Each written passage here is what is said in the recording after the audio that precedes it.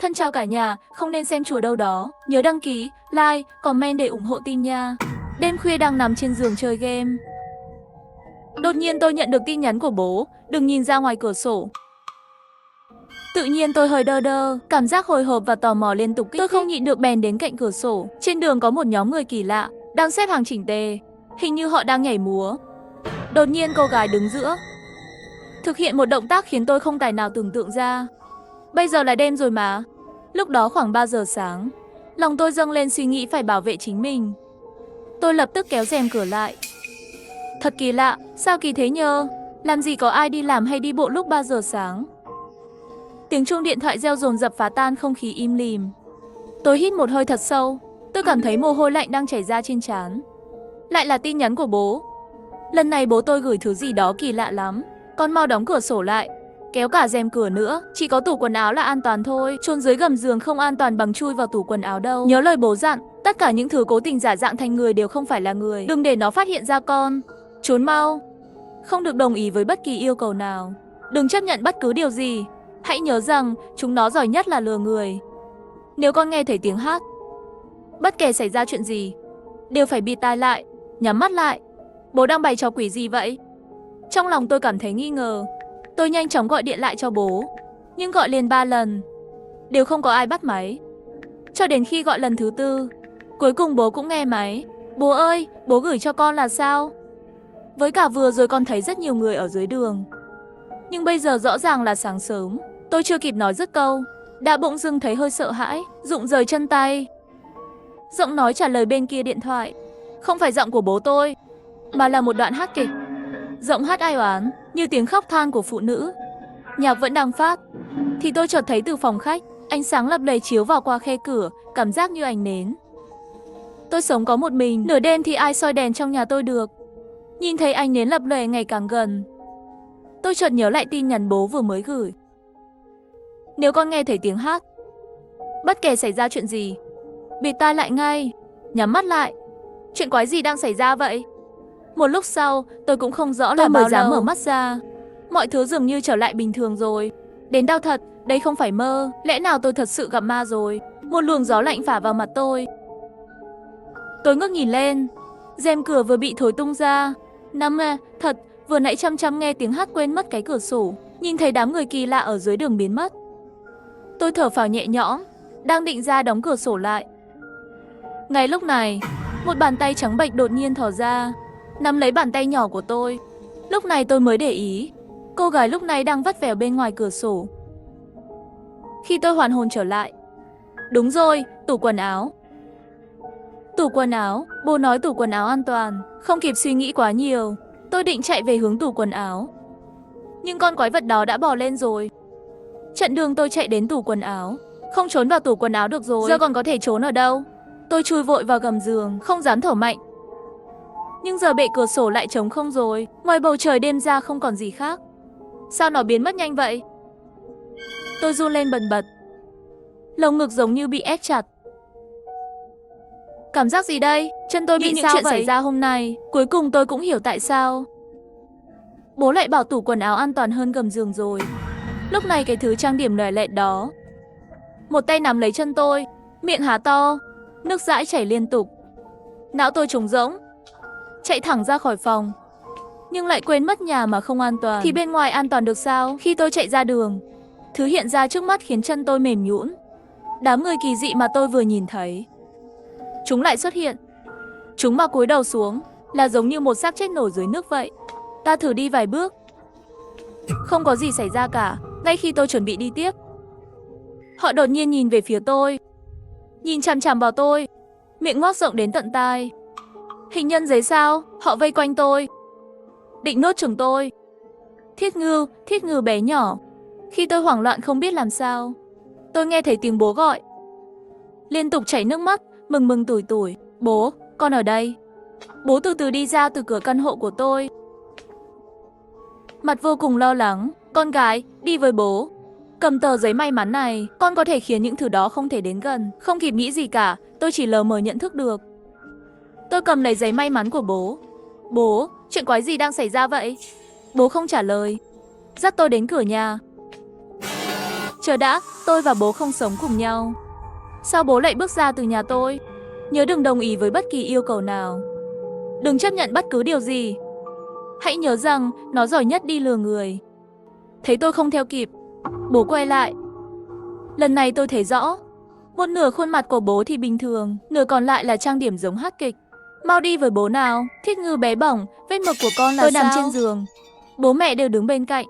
Sau này tôi mới biết, bố nhận thấy có gì đó không ổn, liền nhanh chóng đến nơi tôi sống. Đúng lúc thấy tôi ngất xỉu trước cửa tòa nhà. Bố mẹ có thấy không? Có nhìn thấy hình nhân giấy và đào hát kỳ dị đó không? Nghe tôi nói xong, mặt ba mẹ đều tối sầm. Có phải bố mẹ biết chuyện gì rồi không? Con còn nhớ thị trấn Đài Dương không? Thị trấn Đài Dương là quê hương của chúng tôi. Ba người nhà tôi đã sống ở đó rất lâu. Sau đó mới chuyển đến thành phố. Ấn tượng lớn nhất của tôi về nơi đó là có một sân khấu hát kịch lớn. Nhưng sân khấu đó đã bị bỏ hoang từ lâu rồi. Con nhớ nhưng rất mơ hồ. Con chỉ nhớ là sau đó vì việc làm ăn mà cả nhà mình chuyển đến thành phố. Thiết Ngư, bố mẹ sẽ kể cho con chuyện này. Nhưng con đừng sợ, bố mẹ sẽ cố gắng hết sức để bảo vệ con. Nhà ta chuyển khỏi thị trấn Đài Dương không phải để làm ăn, mà là vì con bị nó bám theo. Bố mẹ để tránh chuyện xấu nghiêm trọng thêm mới rời khỏi đó. Khi còn nhỏ, con tranh thủ người lớn không chú ý, lén trốn ra ngoài xem một vở kịch ma. Thị trấn Đài Dương quê hương của chúng tôi có một điều cấm kỵ không thể xáo phạm, không được đến sân khấu cũ vào buổi trưa. Các cụ đã dạy rồi, giữa trưa là lúc âm khí nặng nhất trong ngày. Lúc tôi 10 tuổi, tôi đã ăn cơm trưa xong, liền một mình chạy ra ngoài đi dạo. Tôi thấy hai người đang vẫy tay chào tôi theo họ đến sân khấu kịch. Trên sân khấu có hai đào hát đang biểu diễn, khán giả chật cứng bên dưới, vỗ tay không ngớt. Tôi như bị mê hoặc, cứ thế đi về phía sân khấu. Khi tôi chỉ cách các khán giả một bước chân, mọi thứ đột nhiên dừng lại. Khán giả quay đầu lại, gương mặt nhợt nhạt, mắt nhìn chằm chằm vào tôi. Bọn họ rõ ràng đều là hình nhân giấy. Vỗ tay cũng là dùng mu bàn tay đập vào nhau liên tục. Mẹ tôi đã từng nói, chỉ có quỷ mới vỗ tay bằng mu bàn tay. Sau đó bố tôi tìm được tôi về. Toàn thân tôi đều trở nên đờ đẫn. Sau đó, bố tôi cho tôi ăn một viên bổ mắt. Tôi mới khỏe lên được. Nhưng ký ức về thị trấn Đài Dương đều trở nên mờ nhạt. Lúc bố mẹ đưa con chuyển nhà đi, đã tưởng mọi chuyện đều sẽ may mắn. Bố không ngờ 12 năm đã trôi qua rồi mà chúng vẫn đeo bám con. Đeo bám con làm gì? Tối qua có phải con đã nhận thứ gì đó từ bọn chúng không? Tôi lấy ra lá bùa mà lão bát đưa cho. Tôi bất ngờ phát hiện ra, đây đâu phải bùa chú gì. Rõ ràng là một tấm vé. Trên đó có in tên vở diễn và một vài thông tin khác. Không đúng, lúc con nhận rõ ràng không phải như thế này. Tiểu Thiết Ngư, không phải bố đã nhắn tin dặn con rồi à? Không được nhận bất cứ thứ gì. Số 144 thị trấn Đài Dương, đây là địa chỉ của sân khấu cũ bị bỏ hoang ban đầu. 12 năm trước, con chưa xem xong vở diễn. Bây giờ họ muốn con quay lại xem kịch. Quay lại xem kịch? Xem cảnh ma hát kịch à? Lòng tôi dấy lên lo lắng, lại thấy mẹ trông khác thường. Hình như mẹ biết gì đó. Bố lại đi tìm thuốc đã cứu tôi khi còn nhỏ. Viên thuốc bổ ngày xưa tôi uống, sau khi ông thầy thuốc già biết nguyên nhân và hậu quả, đã cùng bố đến thăm tôi. Không phải con tự đi đâu, mà có hai người dẫn con đến đó. Mấy ngày nay con mới nhớ lại chuyện khi đó. Hai người mà con nói, con xem có phải họ đây không? Bức ảnh mẹ tôi lấy ra đã trông cũ lắm rồi. Trong ảnh là một cặp vợ chồng. Phải, chính là họ. Người trong bức ảnh này rốt cuộc là ai? Mẹ tôi sắc mặt càng xấu. Giống như mẹ biết một bí mật gì đó khủng khiếp. Họ là chồng cũ đã qua đời của con, Lý Trường Sinh, và người bên cạnh là Tiểu Tam Tô. Kể từ chuyện đó xảy ra, trí nhớ của tôi trở nên mờ nhạt. Chỉ biết họ từng là đào hát nổi tiếng. Trước khi sân khấu cũ bị bỏ hoang, mọi người đều thích nghe họ hát. Chồng cũ của con, nhưng năm nay con mới 18 tuổi. Hơn 10 năm trước con mới. Chồng cũ và tình nhân Tô Tô của con không bình thường. Họ có thể nhìn thấy những thứ mà người thường không nhìn thấy. Ví dụ như khi con chơi điện thoại vào ban đêm, chúng có thể ở ngay bên cạnh con, cùng con xem hoạt hình đó Tiểu Thiết Ngư à. Vì vậy, trong một thời gian, họ đã hát cho ma nghe. Đặc biệt là vào ngày trời mưa, có người đi ngang qua, nghe thấy tiếng vỗ tay và tiếng reo hò phát ra từ bên trong sân khấu trống không. Sau đó tin đồn sân khấu bị ma ám lan truyền ra. Dần dần người bình thường không ai dám tới đó nữa. Vậy tại sao chồng cũ và tình nhân lại hát cho ma nghe? Không đúng, chồng cũ và tình nhân hát kịch thì liên quan gì đến con? Cháu còn non lắm, không hiểu gì cả. Một số người sẽ giao kèo với ma để có thể đổi lấy thứ mình muốn, chẳng hạn như tài năng phi thường hoặc tuổi thọ. Cháu có biết không, khi bác còn đang học với thầy của mình, bác đã nghe tới một loại âm dương đan kỳ lạ, làm từ máu kinh nguyệt của vợ hoặc chồng, có thể từ cõi âm sống lại, nhưng thứ không sạch sẽ của âm giới đã chờ đợi 12 năm. Chẳng lẽ thật sự chỉ là để dụ cháu đi nghe một vở kịch vớ vẩn sao? Trong lòng tôi không tin lời ông thầy thuốc già nói. Bây giờ là thời đại nào rồi mà còn nói kiểu ma quỷ kỳ lạ vậy chứ? Vậy mười mấy năm trước, viên thuốc bổ cứu mạng mà cháu đã thì ăn là như nào thế nào vậy ạ? Viên thuốc bổ đó, nó được làm từ máu gà đen trộn với máu vịt biết bay. Tôi vừa định phản bác, nhưng nhìn thấy nỗi sợ hãi trên khuôn mặt của bố mẹ, giống như có gì khó nói. Vậy con phải làm gì bây giờ? Giờ cháu đã nhận vé xem phim rồi. Đến đúng thời gian ghi trên vé, cháu phải đến thị trấn Đại Dương xem vở kịch này. Điều này là không thể tránh khỏi. Cho dù lần này cháu không đi, những hình nhân giấy đó sẽ tiếp tục đến tìm cháu. Đến lúc đó không chỉ là sự an toàn của cháu, ngay cả vận may của những người xung quanh cũng sẽ bị ảnh hưởng. Ông bạn già à, có thể đổi thành tôi không? Không được ai buộc chuông thì phải tự đi gỡ. Để tôi đi cùng nó. Có chuyện gì cũng có người gánh cùng. Tôi đã đồng ý, nhưng hôm đó tôi cố tình dậy sớm. Sao tôi có thể để bố mẹ đi chứ? Những nghi ngờ bên trong tôi khiến tôi sợ hãi đến cực điểm. Trước khi tôi quay lại sân khấu kỳ lạ đó, ông thầy thuốc già đã cho tôi một kế hoạch. Tuân thủ nghiêm ngặt các quy tắc này. Cháu có thể quay lại hay không? Con phải xem vận số của cháu ra sao.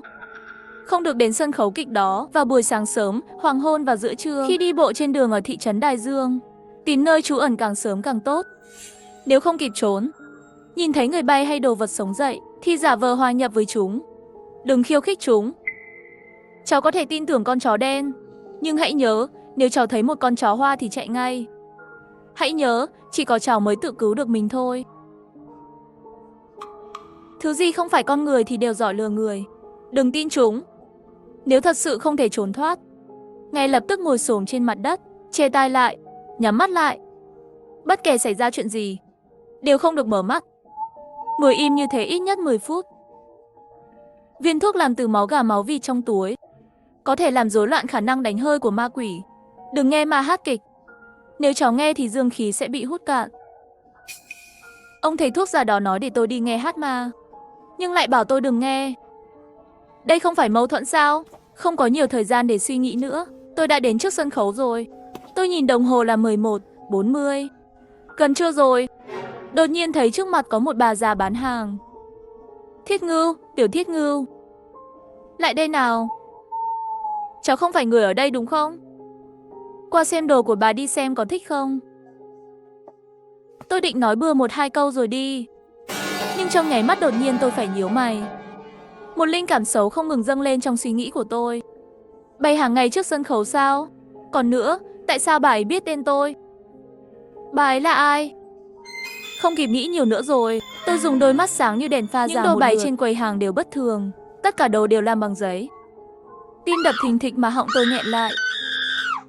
Tôi chợt nhớ bố mẹ tôi đã nói với tôi trước đây. Thị trấn Đại Dương từ lâu đã không có người ở. Vậy bà già trước mặt tôi hiện tại là ai? Tiểu Thiết Ngưu, cháu ngây ra đứng nhìn cái gì vậy? Cháu có thích món nào không? Mang một cái về nhà. Trong lúc bà ấy nói chuyện, cả người tôi nhũn ra như bụi. Tôi nhớ đến túi cẩm nang mà ông thầy thuốc giả tặng. Tôi giả vờ bình tĩnh. Vậy cháu lấy cái này, trông cứng đầu cứng cổ thế kia, mà cũng có khiếu phết đấy. Cái này do người nhà bà đốt cho bà. Cực phẩm thế này bán rẻ cho cháu đấy. Mua bán với ma thì phải trả tiền kiểu gì? Cháu nên trả tiền như thế nào? Ý gì đây? Không muốn trả tiền hả? Cũng không sao, nào, lại đây. Cùng bà nghe xong vở kịch này là được rồi. Ngay lập tức tôi bồn chồn bất an. Cả người bất động tại chỗ không biết phải làm gì. Bởi vì tôi nhớ lại câu nói của ông thầy thuốc già. Nếu nghe thấy tiếng ma hát, dương khí của cháu sẽ bị hút cạn. Nỗi sợ hãi bên trong dâng đến cực hạn nên trào ra. Mặc kệ tất cả vẫn phải liều mạng trả tiền rồi chạy trốn đây. Sau khi rời khỏi thị trấn Đại Dương, tôi chọn tu hành để tự bảo vệ mình. Tích thiện tích đức, giúp đỡ người nghèo trên đời, quyên tặng toàn bộ tiền lương của tôi. Tự nhiên không còn gặp phải chuyện kỳ lạ nữa.